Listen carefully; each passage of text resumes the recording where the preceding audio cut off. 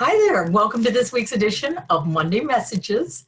So I was thinking about what was I going to do with the Monday message, because I'm preparing right now to do a speech for Toastmasters International Speech Contest. I have to do the club level one in just a little bit. And I decided, you know what? It's actually a message of hope to help and heal. So why don't we share this speech with my Monday message followers and let you guys have kind of a sneak preview of what I'm going to be submitting for the International Speech Contest today. And we'll see what happens. We'll see if I make it past the club level and can move to the area. So what I decided to do is I'm going to share with you and deliver the Monday message, my Toastmaster International speech, and it's called Rollercoaster. So here we go. And when it starts off, they'll say, Kelly Mahoney, Rollercoaster, Rollercoaster, Kelly Mahoney. I hate roller coasters. My son loves them. In fact, you know what? I dare to say he is a roller coaster fanatic.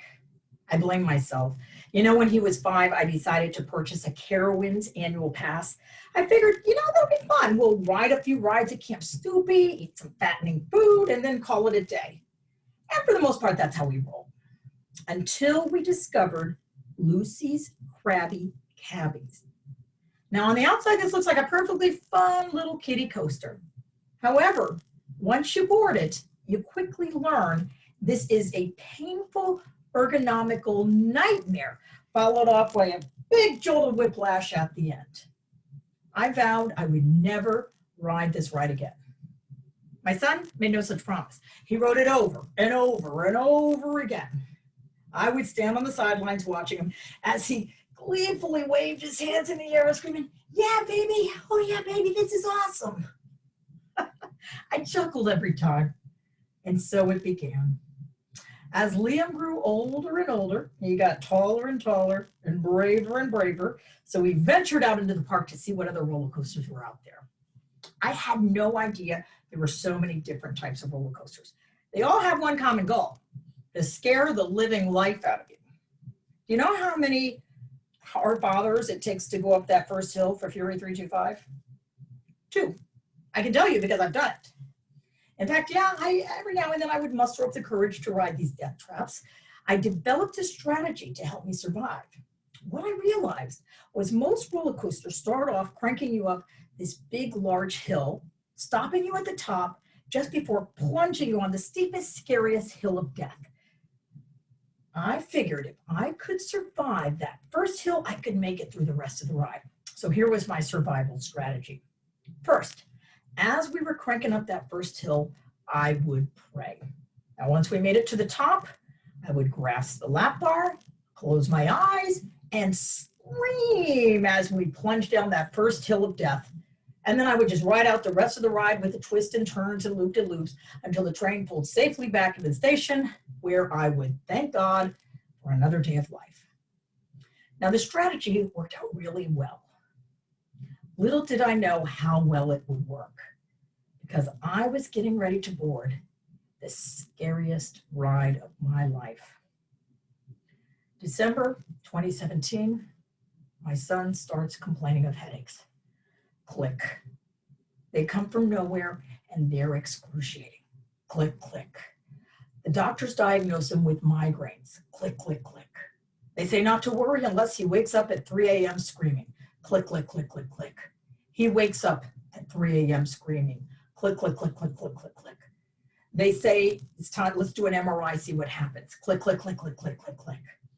They call me to tell me, get your son to the hospital right away. We found something. Click, click.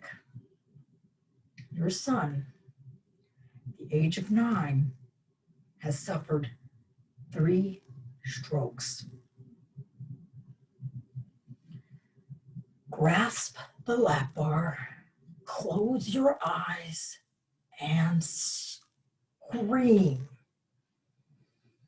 And the next few years, we rode this roller coaster with the twists and turns on an endless ride, torment, tears, and tribulations. I desperately wanted the train to pull back into the station. I dreamed of the day where I could watch my son waving his hands in the air saying, yeah, baby, oh yeah, baby, this is awesome. But I had to face the reality. This dream probably would never happen again.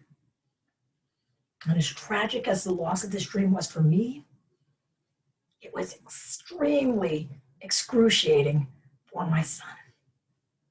I decided I need to give this little boy some hope. I told him, you know what? Once this is all over, I'm going to take you on the world's best roller coaster. I didn't believe it would ever happen. I needed for him to believe it would, though. 2 years passed, and he was still unable to ride roller coasters. Didn't stop him from pursuing his dream, though. No, he was on a quest to find the world's best roller coaster, and he found it. Universal Studios had just opened up this brand new groundbreaking roller coaster in which you would board a motorcycle and a sidecar. It was called Hagrid's Magical Creatures and Motorbike Adventure. He really wanted to ride this ride, and I really wanted to ride this ride with him. There was only one thing standing in our way, and rightfully so, the doctors. I decided, you know what? It's time to put up or shut up. I needed to ask the dreaded question. Will Liam ever be able to ride a roller coaster again? So the day of the doctor's appointments came. As the doctors were gathered around, I asked them this question. They listened, took it in, went to talk amongst themselves, and they came back. I braced myself for their reply. To my surprise, their answer threw me for a loop. They said, you know what? We've talked. If Liam wants to ride some roller coasters, he can ride them. Not all, but some. I couldn't believe what I was hearing. I looked at Liam. His face lit up. They explained there's going to be certain limitations, but if it falls within these parameters, he can ride them. And guess what? Hagrid's fell within those parameters. We raced home, packed our bags, and headed to Universal Studios to ride our dreams. Words can't explain the exhilaration we felt as we boarded this long-awaited ride. And here's a picture of that first ride. Now, as you can see, I'm grasping the handlebar, closing my eyes, and screaming. I will admit part of this was sheer terror. The other part was sheer joy. Because right next to me is a little boy screaming, yeah, baby. Oh, yeah, baby. This is awesome. And as the train pulled safely back into the station, I thanked God for another day of life. Thank you. And that's my Monday message. Don't give up on your dreams. They never know. When they seem impossible, as long as God's involved, anything's possible.